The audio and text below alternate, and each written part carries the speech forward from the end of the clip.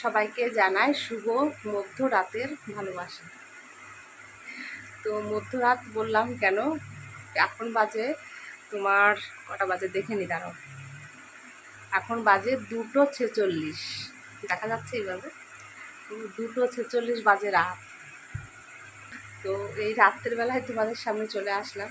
কি করব বলো, একদম ঘুম আসছে না। সেই সন্ধ্যার থেকে এইভাবে মানে একবার শুয়ে থাকছি, একবার উঠে বসছি, একবার বাইরে যাচ্ছি, এরকম করে বেড়াচ্ছি, ঘুম আসছে না। যে একটু মানে ঝিমটি মারছি এমনি লাফ মেরে উঠে যাচ্ছি, একদম ঘুম আসছে না, তোমাদের কি বলবো। তো বসে থেকে কী করবো, ভাবলাম তোমাদের সামনে আসি আর কি, একটু কথা বলি। আর এদিকে তো ছেলে বেশ ঘুমোচ্ছে, ওই যে পার পরে পা তুলে দিয়ে বেশ ঘুমোচ্ছে। আর মা ঘুমোতো, মানে আমার শাশুড়ি মা আমাদের কাছেই ঘুমোতো, কিন্তু এই যে অতিরিক্ত গরম পড়েছে না, 3জন এখানে ঘুমোনো যায় না, খুব অসুবিধা হয়। তারপরে যে খাটটা ভেঙে গেছে, দু সাইড দিয়ে বলতে গেলে খাট প্লাইবোর্ডটা ভেঙে গেছে, এখন অসুবিধা হয়, পা দিতে পারি না, দেবে যায় পা। তো তার জন্য মা আর কি ননদের কাছে ঘুমিয়েছে, আর আমরা দুজন ঘরে ঘুমিয়েছি। তো কত রকম চিন্তা যে মাথার মধ্যে আসে, সবই কিন্তু গোবিন্দর চরণে সমর্পণ করে দিয়েছি আমি।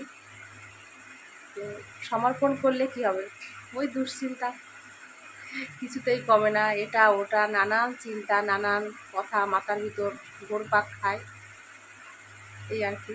সেজন্য একদম ঘুম নেই, কি বলবো তোমাদের, চোখে একদম ঘুম নেই, যে রাতটা পার করব কি করে সেটাই চিন্তা করছি। এরকম সমস্যা আজকে না, বলতে গেলে প্রায়ই হয়, ওরকম মানে বসে থাকতে হয়, প্রায় জেগে থাকি, হয়তো ফোন দেখি, চোখটা ওই জন্য বিশেষ করে বেশি খারাপ হচ্ছে, রাত জেগে জেগে এই ফোন দেখি, শুয়ে শুয়ে কী করবো, ঘুম আসে না, এরকম একটা সমস্যায় পড়ে গেছি আমি বর্তমানে। মানে দাদাভাই চলে যাওয়ার পর থেকে জিনিসটা হয়েছে। ও তবু একটু পাশে ছিল, যখন ছিল তখন আমি নিশ্চিন্ত মনে একটু হলেও ঘুমোতাম।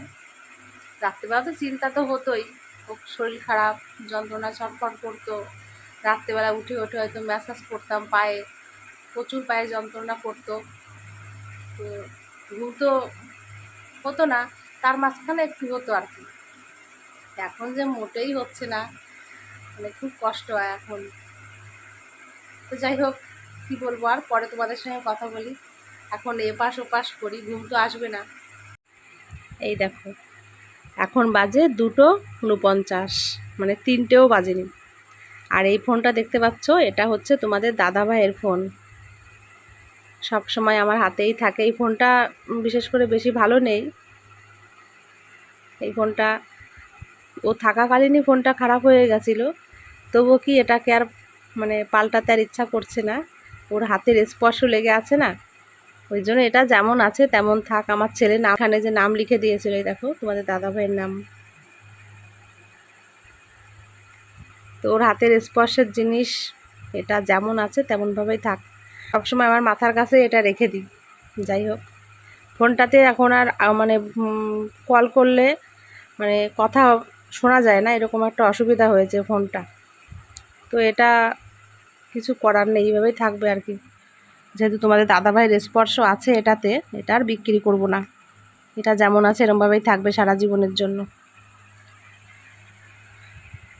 রাত্রেবেলায় আজকে তো ঘুম ঠিক মতন হলোই না, 4:30-র সময় তখন একটু মানে কোনো রকম একটু ঘুমিয়েছি, তারপর তো লাফ মেরে আবার উঠলাম, উঠে এই কাজকর্ম সব করলাম, করে এখন এই যে রেডি হয়েছি কাজে যাব বলে আর কি।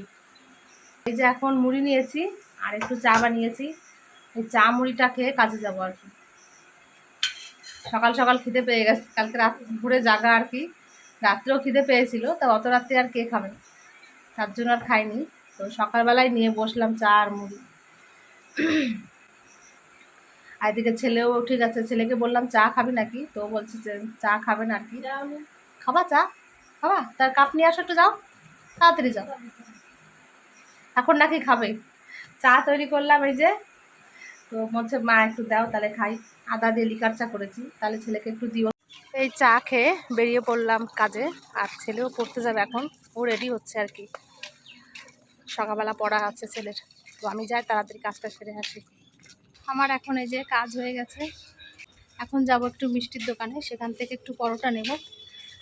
তো আজকে কাজের বাড়িতে টিফিন খাইনি, খেতে ইচ্ছা করলো না, ভাবলাম একটু পরোটা তাহলে কিনে নিয়ে যাই, পরোটা কিনে নেব। বিশেষ করে পরোটা খেতে ইচ্ছা করছে, ওই দোকানে পরোটা খুব সুন্দর, তার জন্য আজকে একটু ভাবছি নিয়ে যাব। আর আমার শাশুড়ি মায়ের জন্য একটু পনির নিয়ে যাব। তো মা আজকে সকালে রান্না করিনি, বারণ করেছিলাম মাকে রান্না করতে, কারণ মায়ের রান্না বান্না কিচ্ছু ছিল না। তো আমি বললাম কাজ থেকে বাড়িতে আসার পথে তো একটু পনির নিয়ে আসবো, তুমি একটু দেরি করে রান্না করো। তো সেজন্য মা রান্না করেনি, সকালে মানে একটু রুটি বানিয়েছিল, তাই খেয়েছে। আর এখন আমি যাব, মানে প্রথম যাব পরোটার দোকানে, মানে মিষ্টির দোকানে, তারপর পনির কিনে নিয়ে বাড়িতে যাব। তো আমার অবস্থা দেখো, ঘেমে পুরো জল হয়ে গেছে, আজকে এতটা গরম পড়েছে, প্রচুর রোদ উঠেছে আর প্রচুর গরম।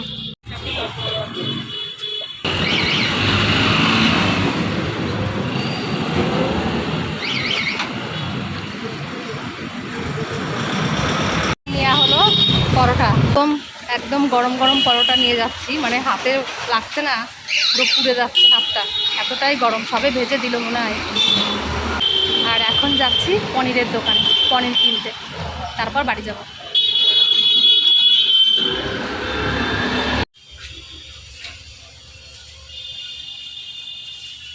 বাড়িতে এসে আগে শুয়ে পড়েছি, শাড়িটা পুরো রকম সেরে, তোমাদের কি বলবো, এখন না আমি একদম হেঁটে এগোতে পারি না, কি যে কষ্ট করে বাড়িতে আসলাম এই রোদ্দুরে গরমে, আগের মতন সেই শরীরের যে একটা এনার্জি, কাজ করার বল শক্তি কিচ্ছু নেই।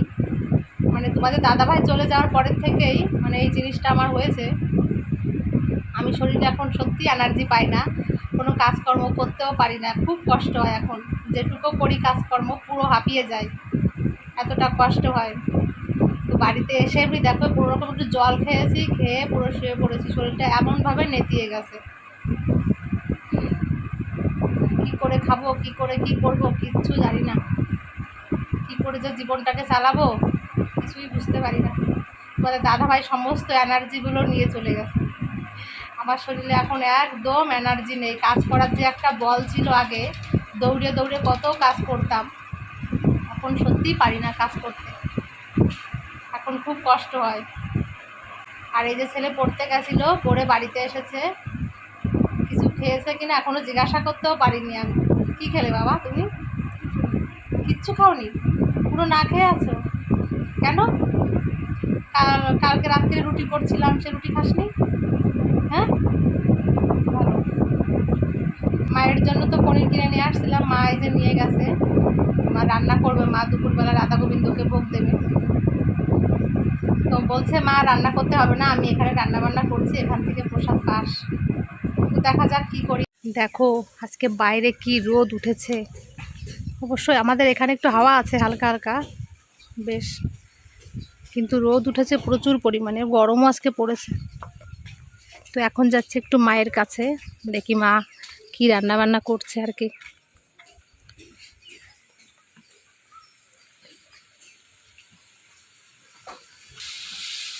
এই দেখো এখানে এই যে মা রান্না করছে, আজকে কাঠে রান্না করছে না, আজকে গ্যাসে রান্না করছে।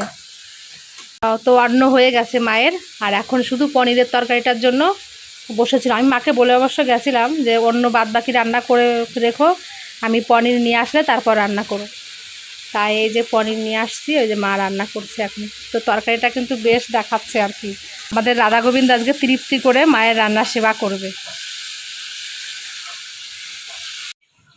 তো মা রান্না বান্না করুক, আমি মানে একটু খাবো, আমার খুব খিদে পেয়েছে, দোকান থেকে তো একটু পরোটা কিনে নিয়ে আসছি, আর কালকে রুটি বানিয়েছিলাম, রুটি আর তরকারি আছে, তো ছেলে তো খায়নি, এখন দুজন মিলেমিশে খাবো আর কি।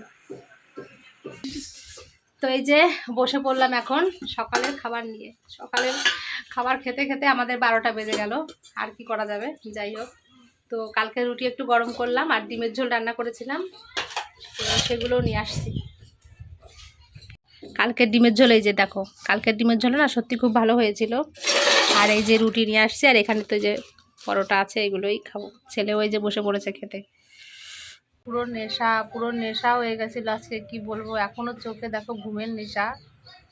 কালকে যেহেতু রাত্রেবেলা একদম ঘুমোতে পারিনি, আজকে এই কাজ থেকে বাড়িতে এসে পরোটা খেয়ে তারপর যে এত নেশা হয়েছিল ঘুমের, এখনো চোখ ভেঙে যাচ্ছে ঘুমে।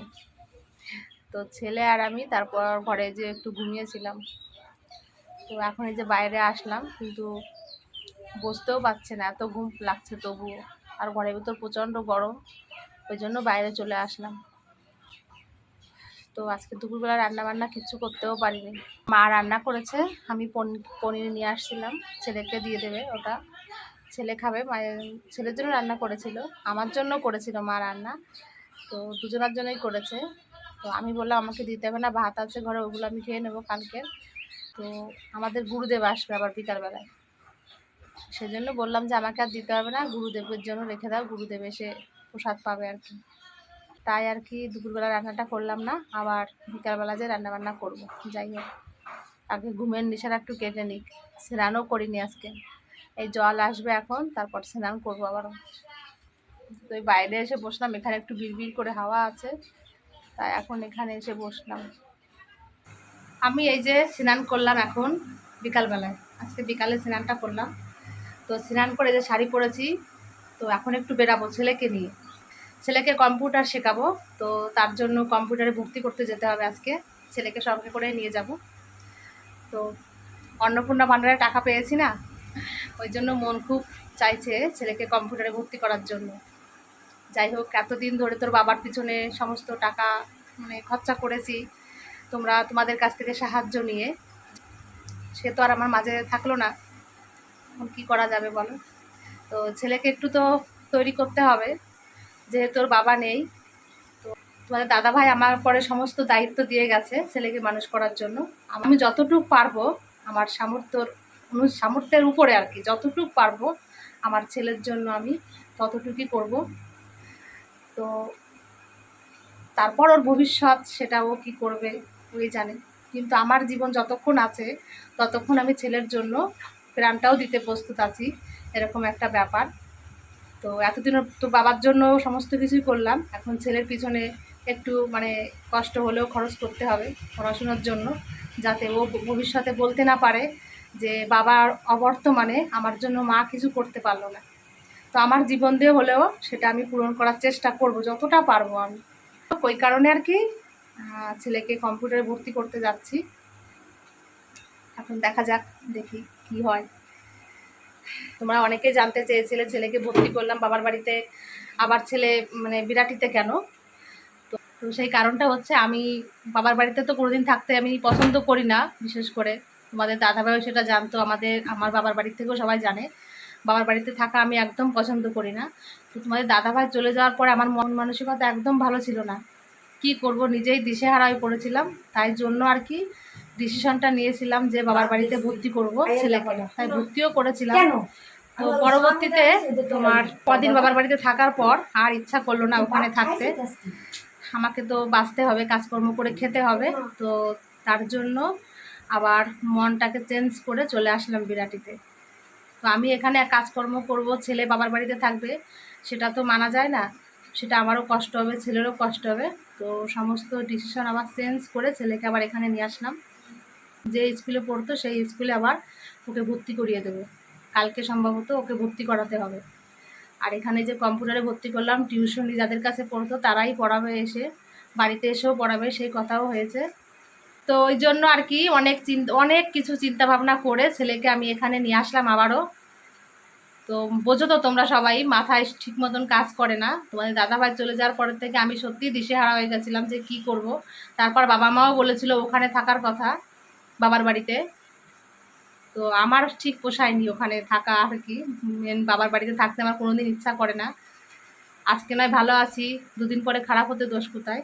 ওই জন্য মানে তাড়াতাড়ি বাবার বাড়ি থেকে চলে আসলাম, যে তোমাদের দাদাভাই যেখানে রেখে গেছে আমাকে এখানেই থাকি, আর কি করা যাবে। তারপর দেখা যাক, জীবন তো এখনো বহুত পড়ে আছে, ভাগ্যে কি আছে আমার কি হবে কিছুই জানি না, গোবিন্দ কোথায় নিয়ে দাঁড় করাবে কিছুই আমি জানি না, সেটা গোবিন্দ জানে, গোবিন্দ আমার জীবনে কি করবে, আমি ওই সব বিষয়ে কিছুই জানি না। যাই হোক, আমার যেটুকু কর্তব্য ছেলেকে মানুষ করার সেইটুকু আমি করব, তারপর যা আছে ভাগ্যে দেখা যাবে।